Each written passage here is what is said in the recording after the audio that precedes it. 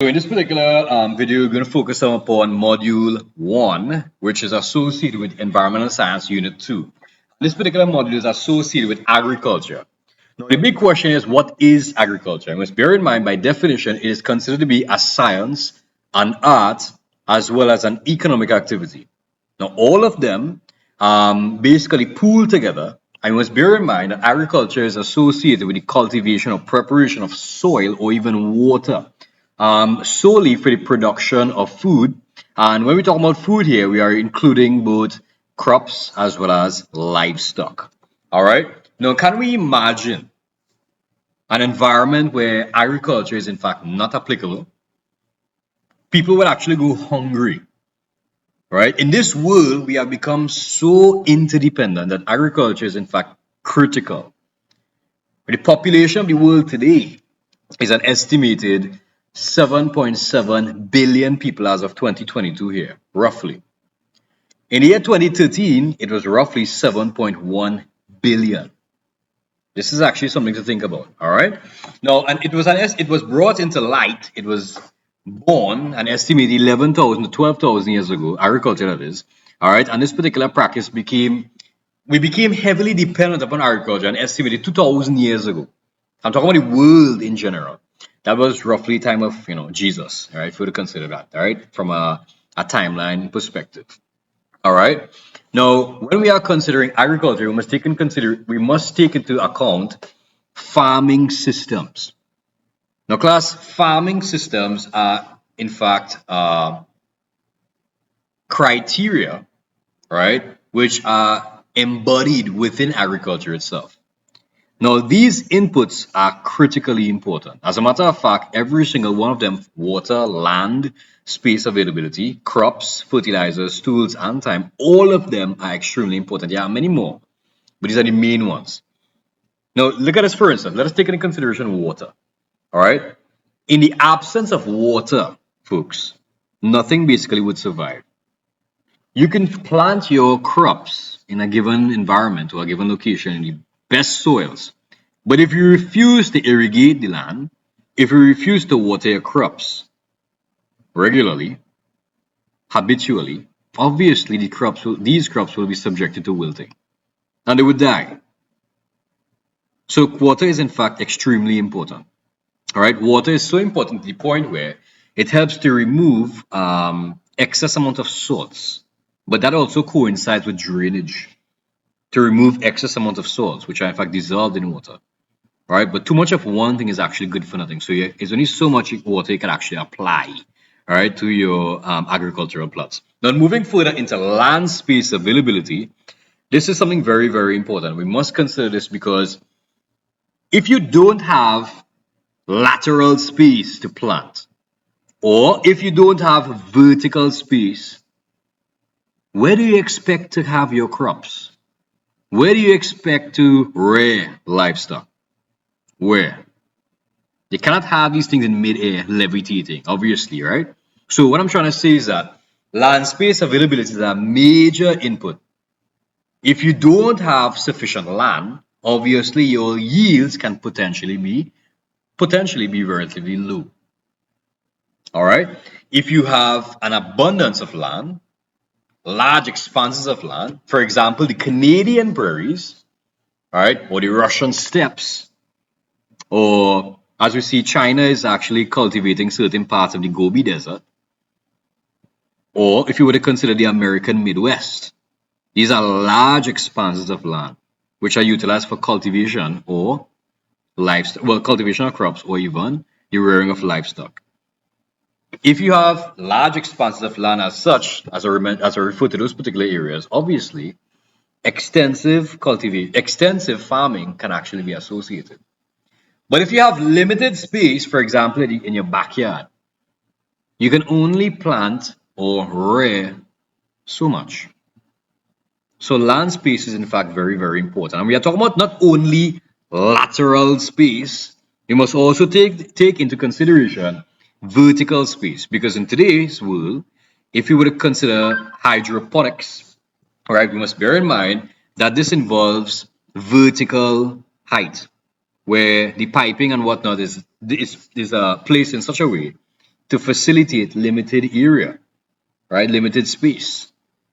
All right, so vertical space is a major aspect as well. Let's move on quickly into crops.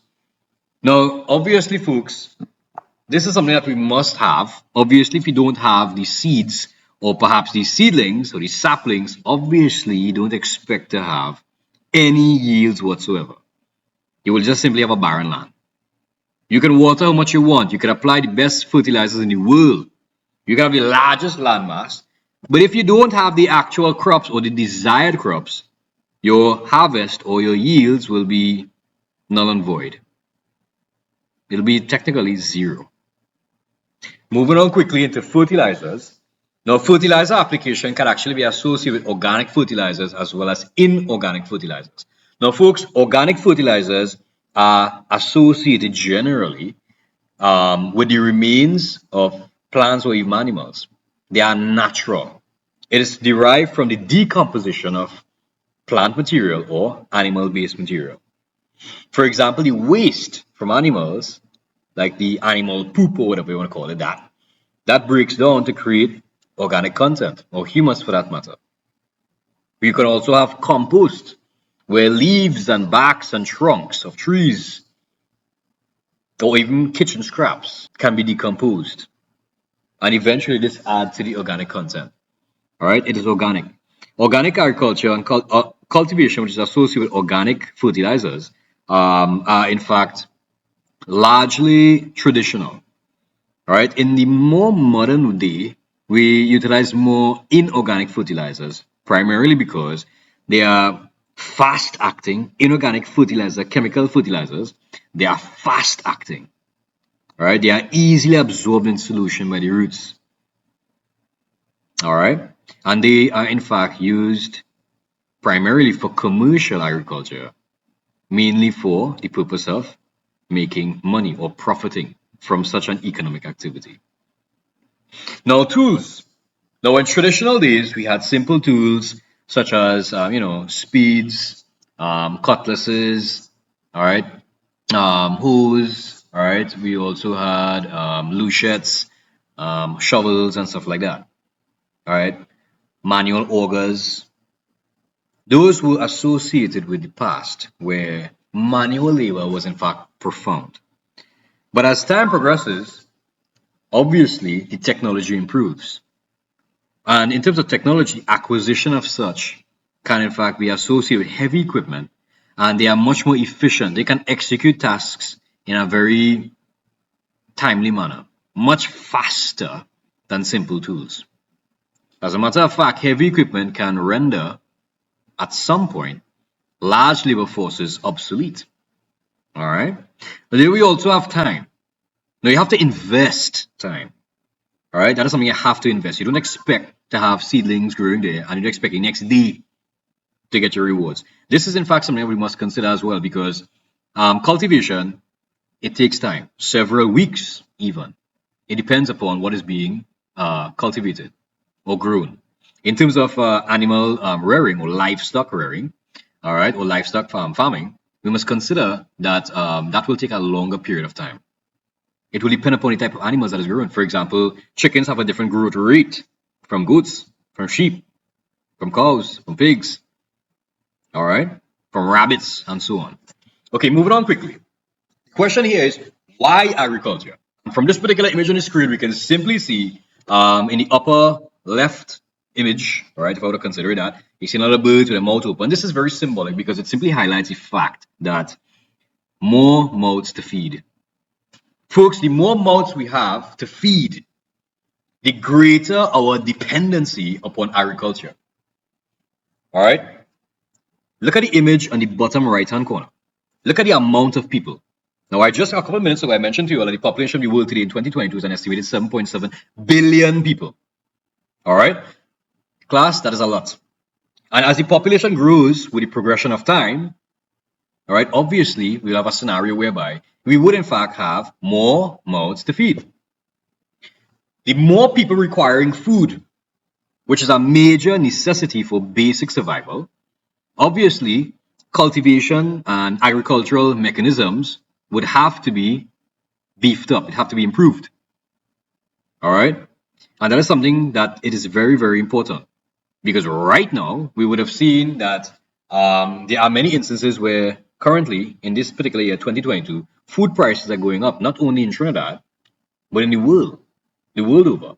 Because we have become so interdependent, all right? It has become so easy to simply go in the grocery and buy food from the shelves, prepackaged, to the point where people have become so lazy. Not only lazy, sometimes many people are in fact actively involved in work, all right, other forms of economic activities that they don't really have the time to invest in planting your own food. So not all the time is laziness, I'm just saying, all right?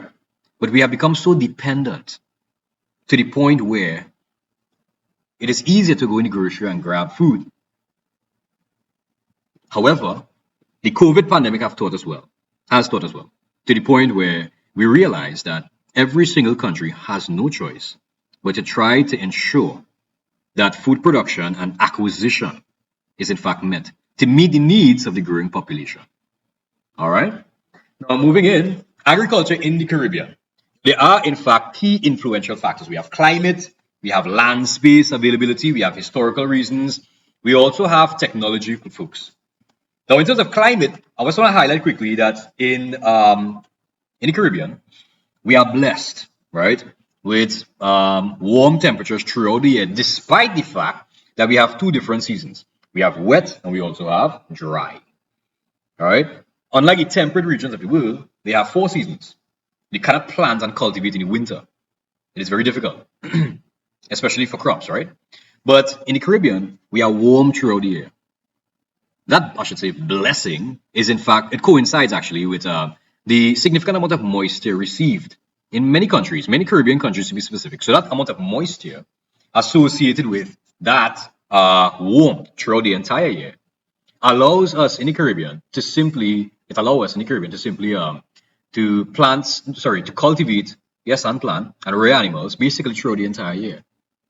And that's actually an advantage we have in the Caribbean in comparison to many other countries elsewhere. But when we're going to talk about land space availability, we must also consider the fact that land space is something of great importance. If, for instance, we were to compare collectively all the Caribbean countries, right, especially those islands, all of them, if you accumulate all the land space, it will still be relatively small in comparison to those large countries such as China, such as Canada, right, such as North America, such as certain parts of Africa, such as certain parts of South America, where cultivation is on a grand scale over large land masses or expanses of land. We in the Caribbean are, in fact, what we call, I'm saying we, I'm generalizing here, the Caribbean islands are often referred to as small island developing states, or SIDS for short, SIDS. All right, and they have limited space. As a result, some areas are in fact very rugged and mountainous, so that takes away from the areas to cultivate. And that's actually something really important. But when we have limited space, we must also understand, at the same time, despite that hindrance, we also have relatively fertile soils. We do. All right, and that is important. We may not necessarily compete, all right, against large nations who basically have large land masses in comparison to us in the Caribbean. But at the same time, we know for sure our soils are relatively fertile and we can still cultivate through the entire year. Okay, so keep that in mind for me, please. All right, our soils are fertile primarily because of the climate itself. So you see how the climate influences the fertility of the soils. And I'm going to conceptualize that within the same point, which is land space availability and also soil fertility. The warmth, the amount of moisture is in fact unique primarily because it contributes to rapid rates of decomposition. And that rapid rate of decomposition is in fact unique primarily because the organic material is broken down very quickly, adding to the soil nutrient content, which can be easily absorbed by the plants. All right. Now, I would like to talk about the historical reasons now. And this is also a major factor, primarily because in the colonial times, right, when Trinidad was under British rule, right, the advent of agriculture was technically, it became much more profound, much more pronounced, really. All right. Not only was food produced for local level or at the local level as cash crops, but they were also primarily produced to feed or meet the needs, all right, of the ruling country. Of course, we're referring to the British. All right. Cash crops were grown to simply, obviously, was taken back to that particular country for that regard, because, like I said, it was during the colonial times. All right. Now, crops such as sugarcane, we have crops such as tobacco. All right. Many of you understand that Trinidad and Tobago had one of the best breed of sugarcane production in the entire world. One of. All right. We also produce tobacco. At one point in Trinidad and Tobago, there was a company called WITCO, which stands for West Indian Tobacco Company Limited. All right. We also produce generally in the Caribbean. All right. We produce cotton. Um, Apart from that, bananas and many other coffee, cocoa. At one point, we had the third best cocoa stock in the entire world. Imagine that. So keep that in mind for me, please. So a great variety of crops were in fact grown. All right, a variety. I just named a few there.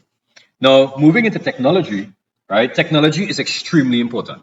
Now, bear in mind, folks, with the progression of time, the technology increases, it improves. All right, technology becomes much more efficient, all right, and much more well widely utilized as time progresses. Now, bear in mind something. In the traditional days, in the early days, all right, there were more. Bear in mind something for me that in the traditional days, cultivation or farming in general, whether it be rearing animals or even cultivating crops or the land, it was associated largely with simple tools. Manual labor was great.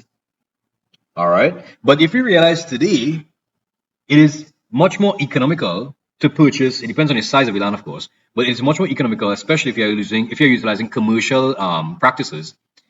It is much more economical to simply acquire heavy machinery, which is in fact much more efficient in terms of executing a task.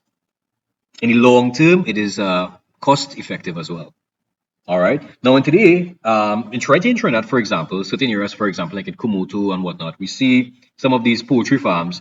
They are retrofitted with, air conditioned systems. They have fans. They even have automated feeders. And class, that is something very interesting, primarily because if you are engaged in other economic activities, you can still have your agricultural practices being conducted at any given point in time. Your automated feeders will simply dispense or disseminate the food and even water in a timely manner.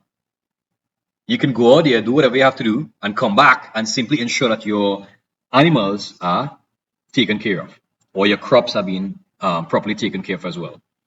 All right, and that is important because technology adds to efficiency. All right, and with the progression of time, it becomes much more, well, of course, efficient and much more pronounced. Okay, now moving into agricultural production, let's bear in mind also that there are four major groupings. We have crop production, we have animal husbandry, we have aquaculture, and we also have mariculture.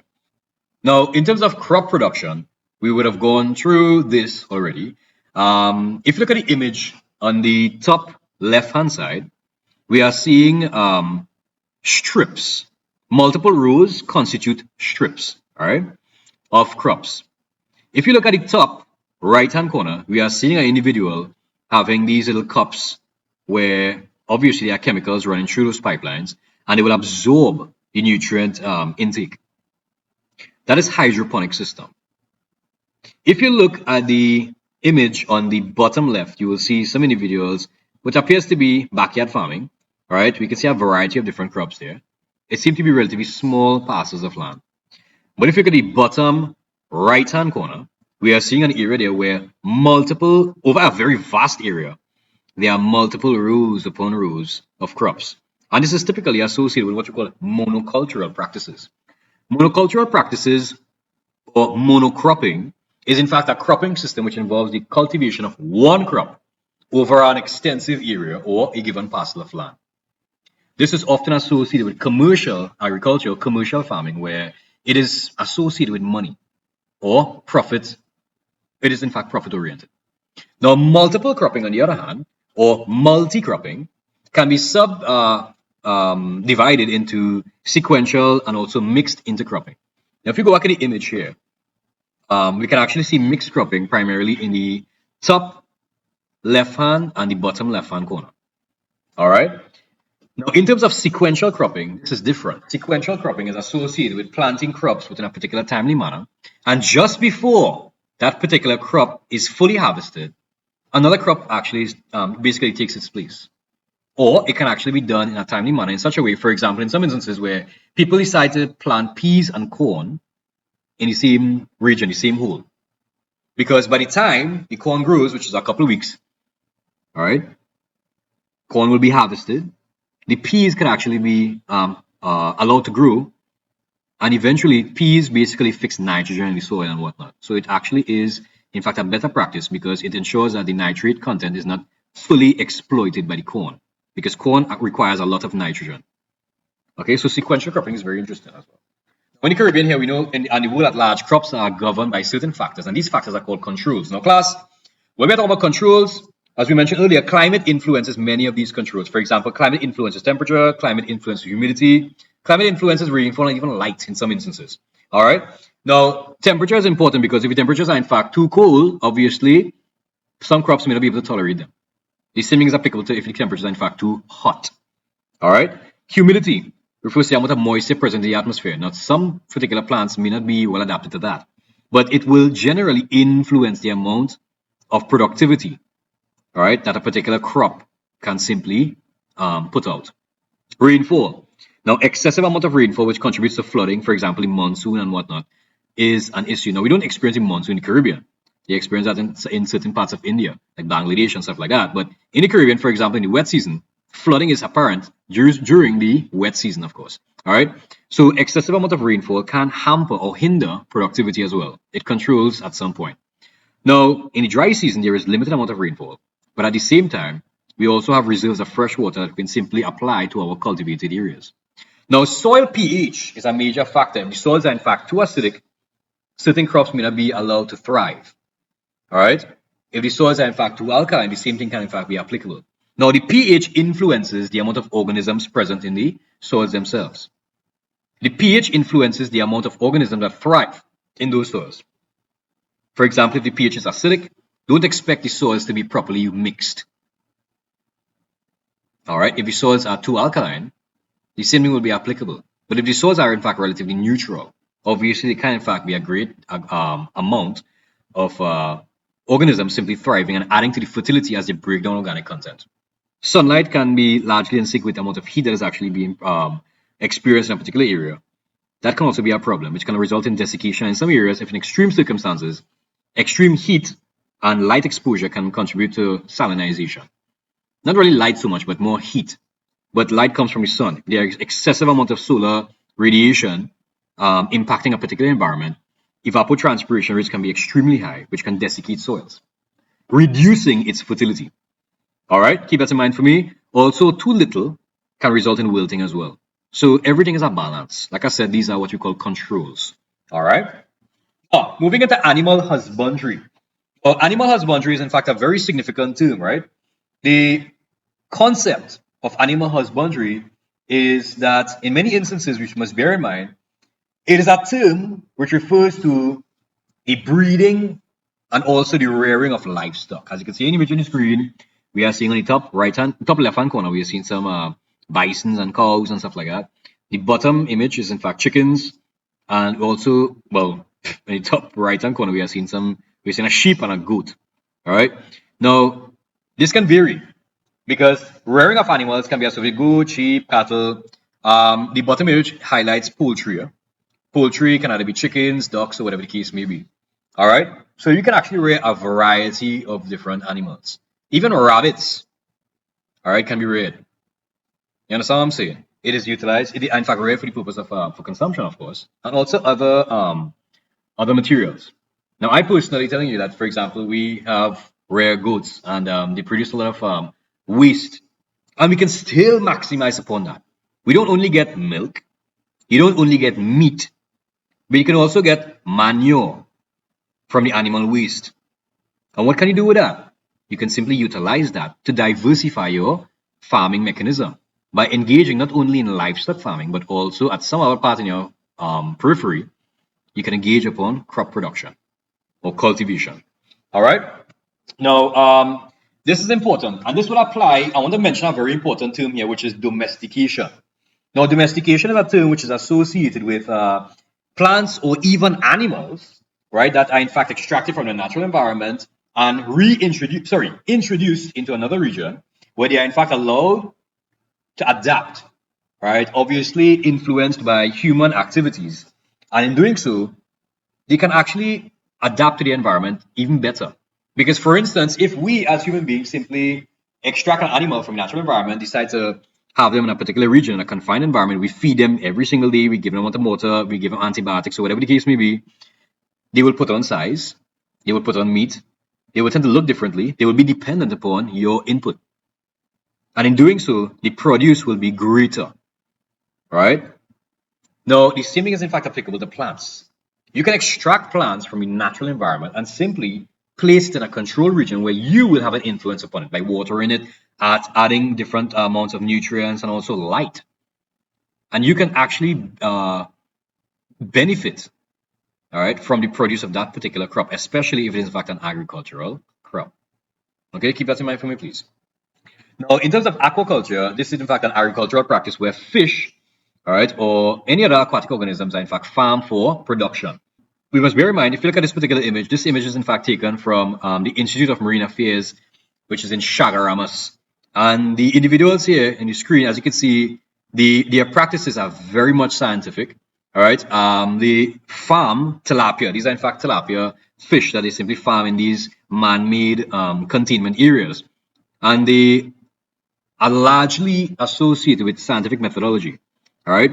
Obviously, there are in fact other types of organisms who are in fact farmed. For example, in Jamaica, they also farm the silver tilapia. Right, Trinidad and Tobago, we decided to farm the red tilapia. Now, this is in fact very important, primarily because in the Caribbean, all right, this is fish is in fact a major protein constituent in the average diet of Caribbean people. All right.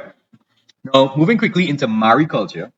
Right, mariculture is a term which refers to, well, obviously it is in fact an agricultural practice. Obviously it is associated with food that is in fact harvested generally from the marine environment. And when we say marine environment, we are talking about the seawater here. All right, we are referring specifically to seawater from the natural environments per se. But in some instances, what we can do, we must bear in mind that these practices can be tweaked a little bit, where, for instance, in the Institute of Marine Affairs, the Institute of Marine Affairs, what they do, they basically tend to harvest, right, and even rear shrimp. So shrimp harvesting is in fact in the Institute of Marine Affairs is actually what this particular video is about. Now look carefully in the image here, on the video actually here, we can simply see shrimp harvesting in the year 2014 in these huge containment areas, and they are using they are using nets and stuff like that to actually extract these shrimp basically from the containment areas. Now, in many instances, we must also bear in mind that they will extract them, put them in a specific location, and like I said, scientific approaches are in fact involved where they will simply determine their sizes, and they will also weigh them to determine what are in fact best practices, what the yields are, especially as it relates to the inputs that are in fact involved in such mechanisms. All right. So the next component here we like to focus upon is on farming practices. And when we say farming practices, we are referring to commercial as well as small-scale farming. Now, I'm going to stop here today. Right, the next class, right, will in fact be highlighting the characteristics of commercial as well as small-scale farming and going deeper. And we'll try to compare them side by side. All right, so I hope this video is actually beneficial. Feel free to ask any questions or whatever the case may be. And you all take care. I'll see you all soon. Next class.